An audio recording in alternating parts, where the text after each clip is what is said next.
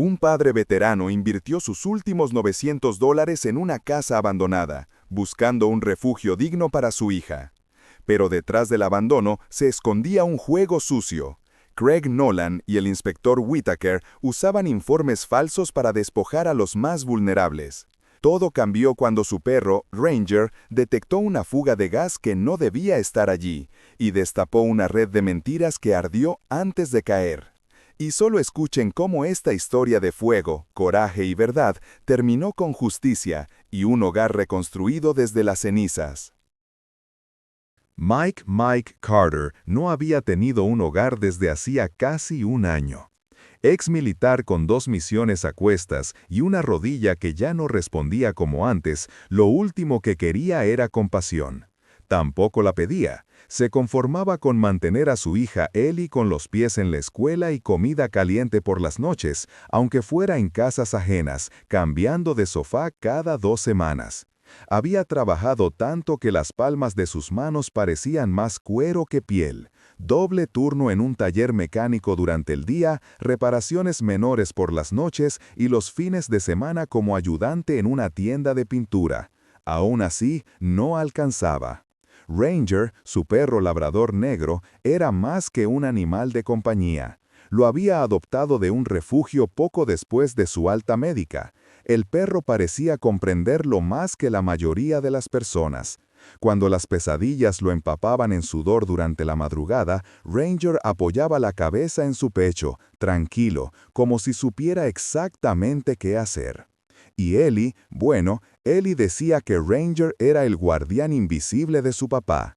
Tenía 8 años y una ternura desbordante que Mike se esforzaba por proteger del mundo real.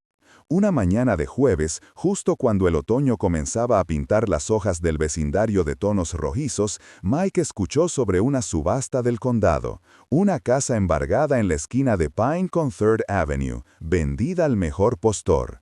La estructura estaba deteriorada, sin electricidad ni agua, pero aún así tenía algo que lo atrajo. Tal vez era el porche con columnas partidas o el número 312 escrito a mano en la puerta, como si alguien se hubiera negado a dejar que la casa se borrara del todo.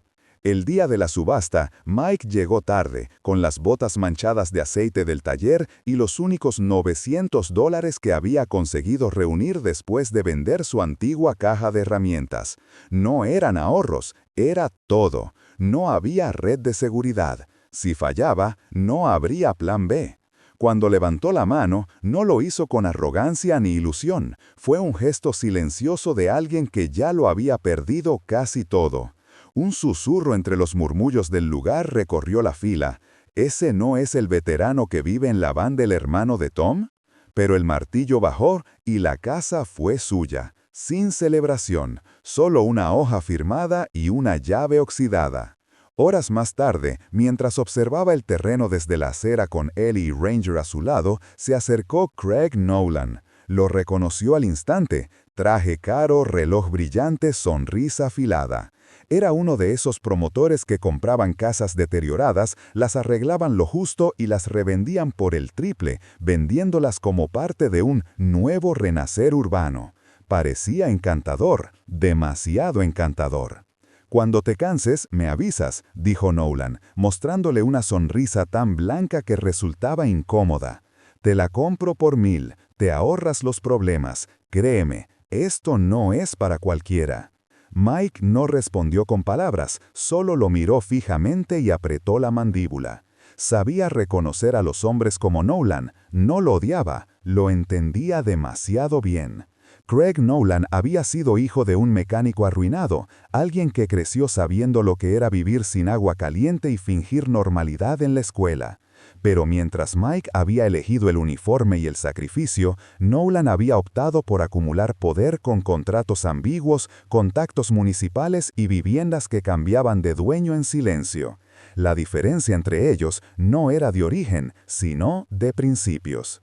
Mike sabía que esa casa tenía un pasado difícil, vecinos hablaban en voz baja, otros decían que estaba maldita. Pero para él no importaba, lo único que veía era un pequeño dormitorio donde Ellie podría colgar sus dibujos sin que se los tiraran a la basura, un rincón donde Ranger pudiera echarse sin sobresaltos y un techo bajo el cual no se sintieran visitantes temporales, un sitio suyo.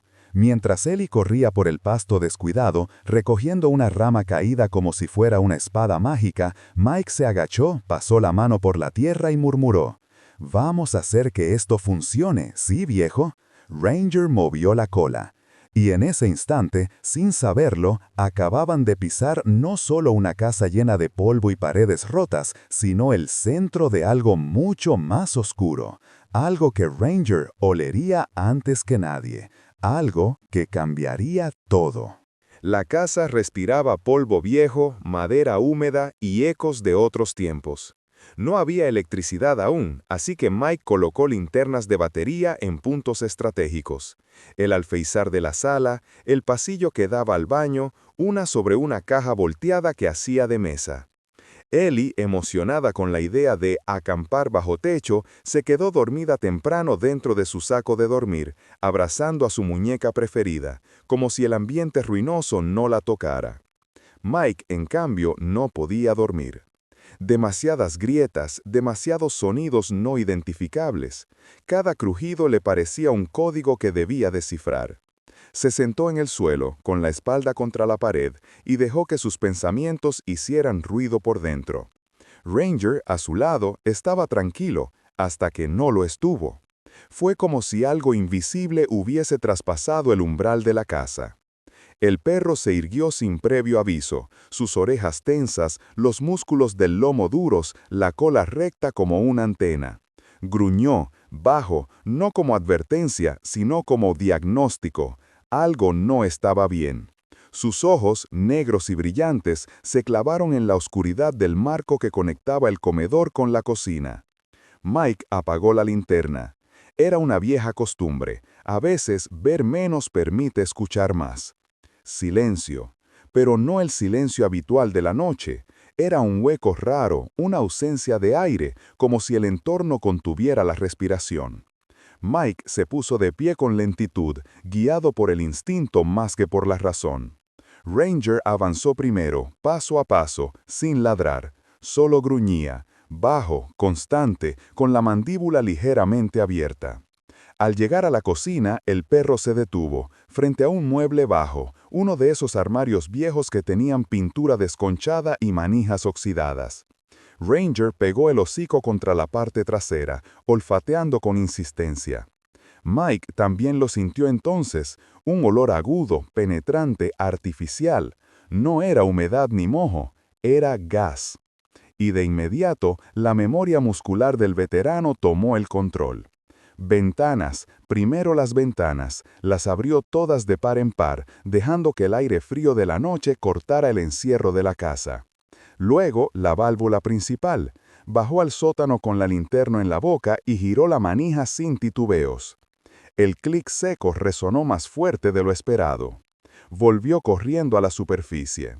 Ellie estaba en la acera, abrigada, con la linterna apuntando hacia la entrada. Ranger la custodiaba sin dejar de mirar hacia el callejón lateral. Fue entonces cuando Mike lo vio. Una sombra, no más que una figura esbozada contra la oscuridad parada junto al cerco. Al escuchar el clip de la válvula, la figura se movió, rápida, silenciosa, como si hubiera estado esperando, como si supiera exactamente qué hacía allí. Mike no gritó, no corrió tras ella, solo la siguió con la mirada hasta que desapareció. Esa noche no volvió a dormir. La visita inesperada. Al amanecer, cuando la bruma aún no se levantaba del suelo, un coche del municipio se estacionó frente a la casa sin previo aviso. De él bajó un hombre delgado, de traje sencillo y carpeta en mano. Se presentó como Dale Whitaker, inspector municipal. No saludó a Ellie, apenas si reconoció a Ranger. Su atención se centró de inmediato en la estructura del porche, en los marcos de las ventanas, en las tablas que cubrían algunas secciones del techo. «Condiciones inseguras. Nadie puede quedarse aquí», dijo sin rodeos, hojeando unos papeles como si buscaba una justificación retroactiva. Mike intentó explicarle lo que había sucedido, lo del gas, lo que Ranger había detectado, incluso mencionó que pensaba notificarlo formalmente. Pero Whittaker no lo escuchaba. Su tono era urgente, demasiado impaciente para tratarse solo de un tema estructural. Las normas son claras, lo lamento, pero aquí no se puede habitar hasta que se emita un nuevo peritaje. Tendré que notificarlo por escrito. Mientras hablaba, sus ojos se desviaron fugazmente hacia el terreno vacío del lado. Un cartel de "Se vende" colgaba de un poste maltrecho. Mike no lo había notado antes, pero lo reconoció. El logo en la esquina inferior derecha era de Nolan Real Estate. Y ahí encendió la mecha de la sospecha. Whittaker, que decía actuar por seguridad, parecía demasiado sincronizado con los intereses de alguien que no deseaba que la casa tuviera ocupantes. ¿Por qué se presentó tan rápido? ¿Quién lo notificó? ¿Y por qué el gesto nervioso al mencionar un peritaje que aún no había sido solicitado? Ellie se abrazó a Ranger con fuerza, notando la tensión en el ambiente. Mike la protegió con el brazo, sin quitar la vista del inspector. Por fuera todo era formalidad, pero por dentro la sospecha empezaba a solidificarse. Esa casa, comprada con lo último que tenían, no solo venía con grietas en las paredes, venía con secretos. Y ahora lo que Ranger había olido no era solo gas, era el olor a advertencia. Una advertencia que alguien no quería que ellos entendieran. Mike no hizo preguntas. Cuando el inspector Whittaker le ordenó desalojar la casa por condiciones inseguras, simplemente asintió. Acordaron que saldría por la noche. Pero Mike ya había aprendido que a veces la mejor forma de proteger lo que es tuyo es quedarte en silencio y observar. Esa misma noche, cuando las luces del vecindario se apagaron y la actividad del día murió con el último motor que pasó por la Third Avenue, Mike regresó. No había maletas, no cargaba herramientas ni cajas, solo llevaba su linterna, su chaqueta militar y la correa de Ranger bien sujeta. Ellie dormía en casa de una amiga, ajena al torbellino que su padre estaba empezando a desenredar. Entró sin encender las luces, conocía la disposición de los muebles, los crujidos del piso, incluso los cambios de temperatura en cada habitación. Ranger caminaba por delante, olfateando con el mismo temple con el que había detectado el gas, pero esta vez no lo condujo a la cocina.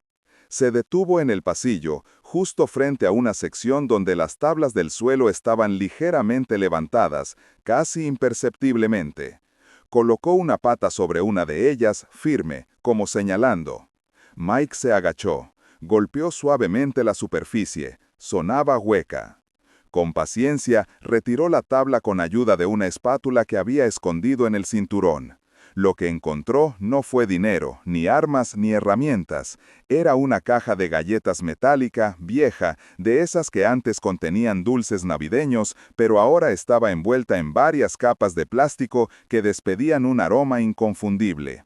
Abrió la caja lentamente. Dentro, perfectamente ordenados, había papeles amarillentos, algunos con manchas de humedad. En la parte superior, recibos firmados por Dale Whittaker, con fecha de hace casi 4 años, marcados como trabajos de mantenimiento de urgencia. Pero lo extraño era que los trabajos que describían, grietas estructurales, filtraciones de gas, fallas en conexiones eléctricas, no coincidían con las condiciones actuales de la casa. Algunos incluso describían reparaciones hechas después de que la vivienda fuera declarada inhabitable por el municipio. Debajo de los recibos, fotografías, fachadas de otras casas del vecindario, todas marcadas con una misma línea roja en la puerta o la pared. Una marca idéntica a la que Mike había visto, casi desvanecida, en la parte trasera de su propia casa cuando pintaba la cerca. Las imágenes estaban numeradas, con fechas escritas a mano, como si alguien estuviera documentando un patrón. Y en el fondo, una libreta de tapas negras, encuadernada a mano, con letras torcidas que sugerían una caligrafía envejecida. Las primeras páginas eran listas de direcciones y nombres. Algunas iniciales aparecían varias veces. Una en particular resaltaba: I.B. I.B., I.B., I.B. Decenas de veces, rodeado de fechas, montos y breves anotaciones como intentó resistirse, aún no firma, cerrado sin ruido. Mike pensó de inmediato en lo que la vecina Tanya Brooks le había dicho días atrás, cuando él recién se mudaba. Esa casa era de una señora mayor, Irene Bailey, una viuda, buena gente, callada pero firme. Un otoño simplemente no volvió. Nadie la vio mudarse, nadie supo a dónde fue. La libreta parecía hablar de ella y de muchas otras casas. Las piezas comenzaron a encajar con un peso aplastante. Mike apoyó la espalda contra la pared, la libreta en las manos temblorosas y dejó que el silencio confirmara lo que su intuición ya gritaba. Craig Nolan compraba propiedades en mal estado a precios mínimos. Whitaker, desde su posición en el municipio, firmaba informes que las declaraban peligrosas o inhabitables. Eso obligaba a los ocupantes, muchas veces ancianos, a dejar sus hogares sin capacidad legal para resistirse. En algunos casos bastaba una filtración, en otros una fuga simulada, y cuando no bastaba, alguien se encargaba de forzar el final con un accidente menor, un pequeño incendio, una fuga de gas, una clausura por humedad. Era un sistema, uno calculado, disfrazado de regulación, diseñado para hacer que el barrio se rindiera sin ruido, para que se transformara sin testigos. Mike cerró la libreta con cuidado. Sentía un peso en el pecho, pero no era miedo, era ira. No la ira descontrolada, sino esa que arde lenta, como brasa. No podía demostrar nada aún, pero ahora sabía que estaba pisando terreno que alguien había querido borrar. Entonces leyó la última página. Era una nota, escrita con bolígrafo azul, letras temblorosas, apenas legibles pero tan claras como una confesión. Si algo me pasa, la casa no está enferma. Ellos sí. I.B. Mike cerró los ojos por un momento. Recordó a Ellie decorando su dibujo de una casa con crayones apenas unas noches atrás. Recordó a Ranger pegado a su pierna mientras abría ventanas para que no explotaran. Y en ese instante supo que esa pelea, esta, no era por papeles, ni por hipotecas, ni por escrituras. Era por dignidad. Las motivaciones salieron a la luz. Craig Nolan no era un criminal de película. Era más peligroso que eso. Era un hombre ambicioso, meticuloso, que odiaba perder tiempo. Había crecido viendo cómo su padre perdía todo por confiar en los procesos lentos del sistema, así que había decidido crear el suyo. Para Nolan, cada casa vacía era una oportunidad, cada retraso una debilidad. Su meta no era el mal, era el control, rápido, eficiente, sin preguntas. Dale Whitaker, por su parte, no se veía a sí mismo como corrupto. Se decía que ayudaba a renovar la ciudad, que algunos sacrificios eran necesarios, que sin su firma esas casas serían nidos de accidentes, que el dinero que recibía no era soborno, sino compensación. Se convenció de que lo que hacía era necesario, que si él no lo hiciera, lo haría alguien peor. Y Mike solo quería un hogar, no una guerra. Pero la guerra lo había seguido hasta aquí, disfrazada de trámites y promesas vacías.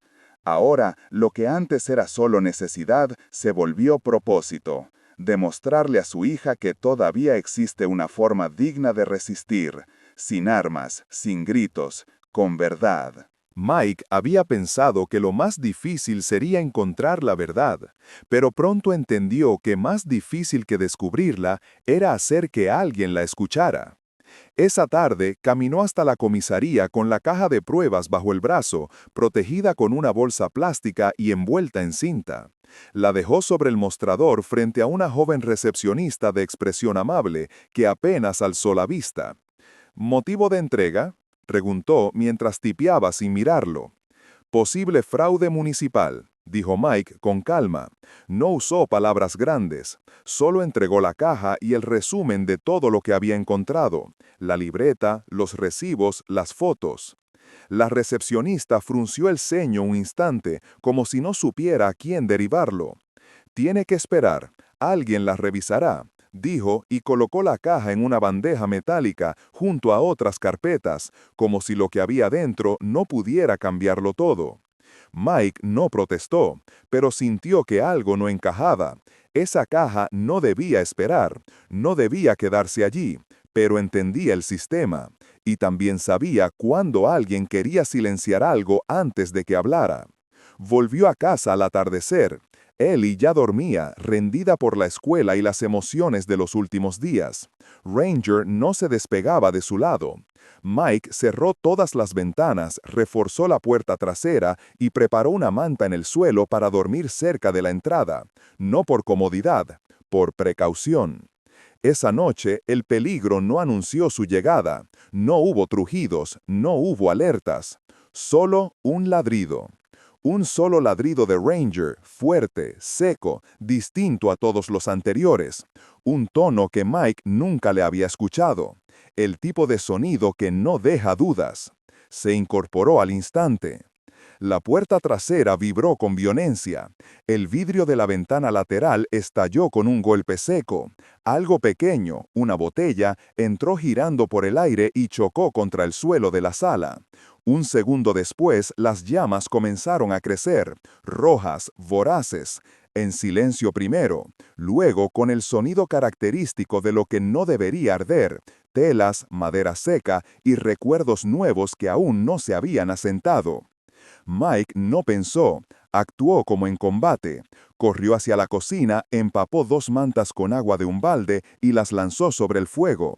El humo subió como una pared negra, ahogando la vista, raspando la garganta.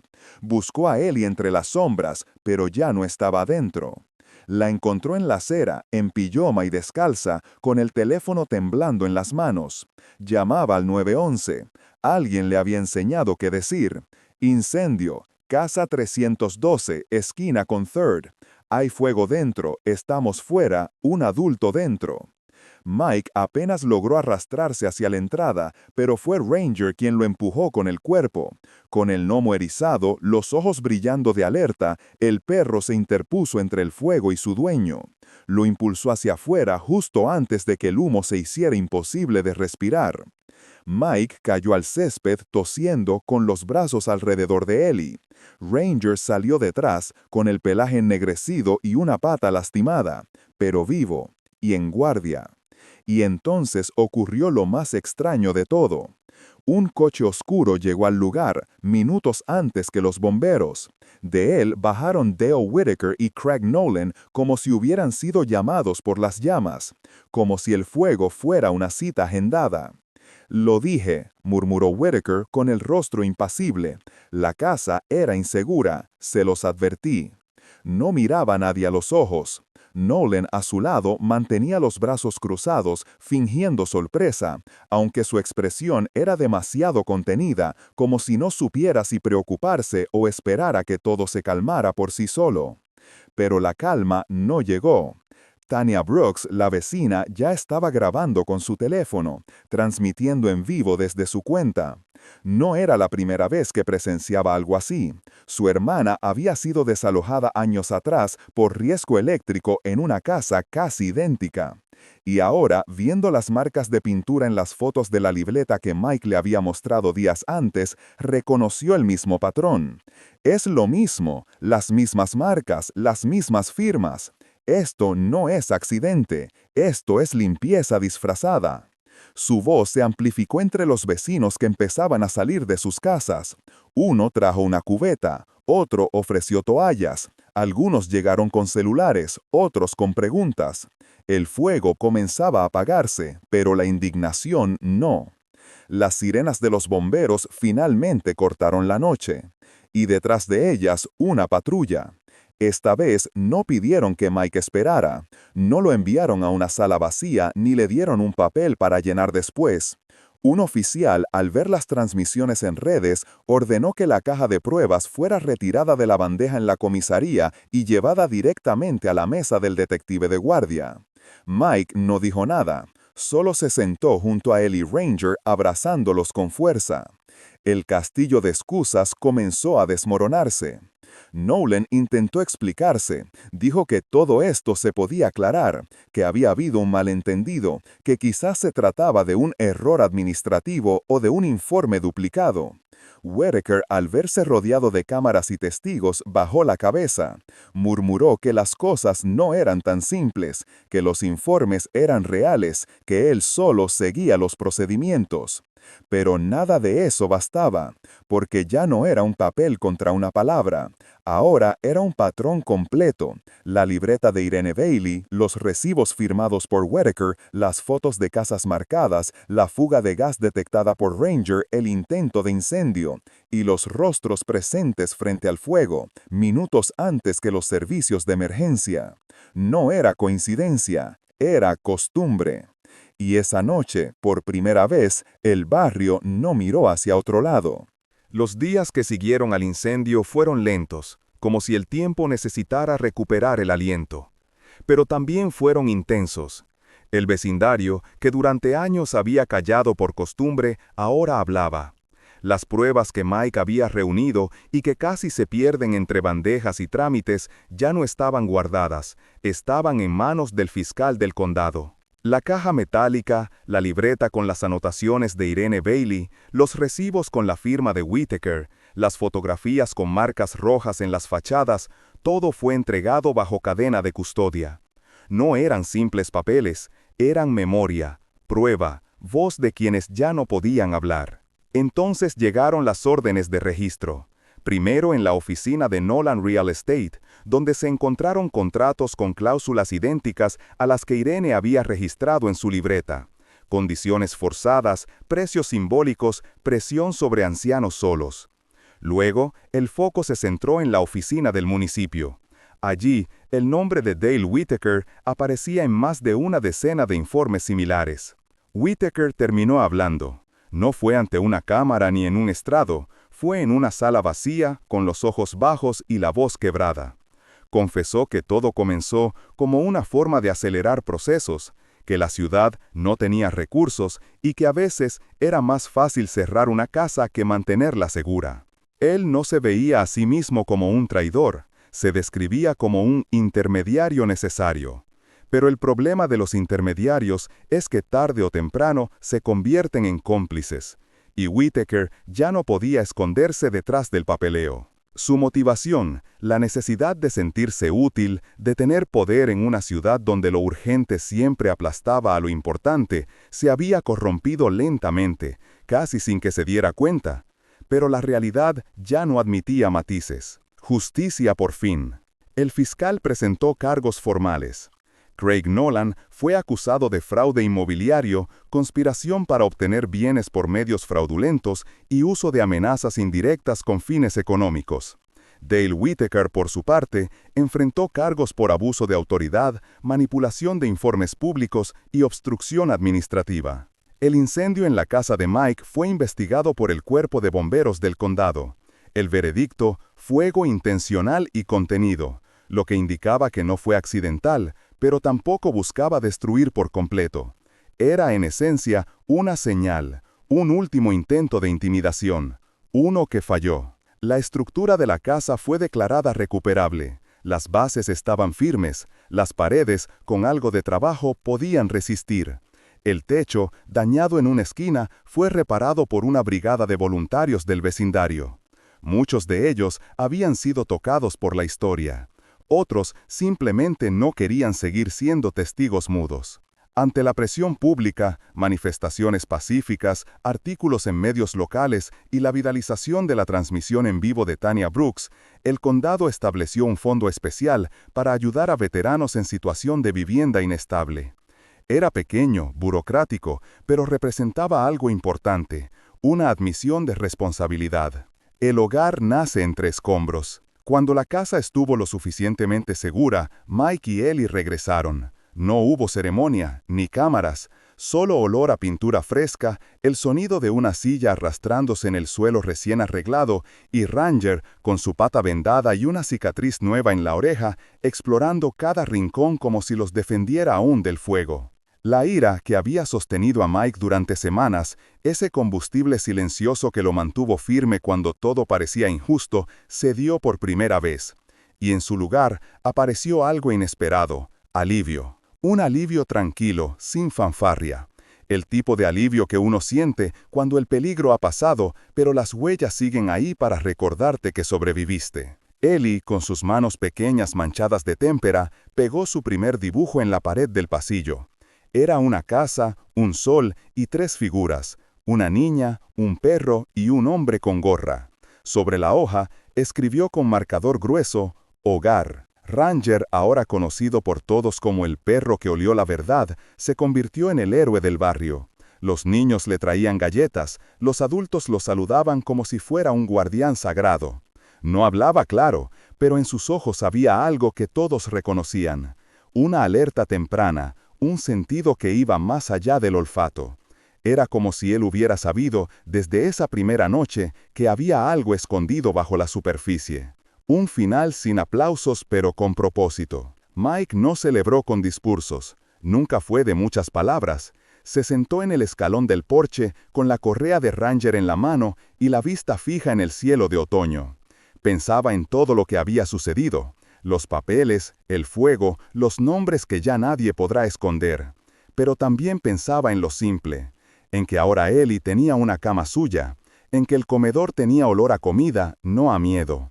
En que por fin había paz. La apuesta de $900 que un día pareció locura, hoy era el cimiento de una nueva vida.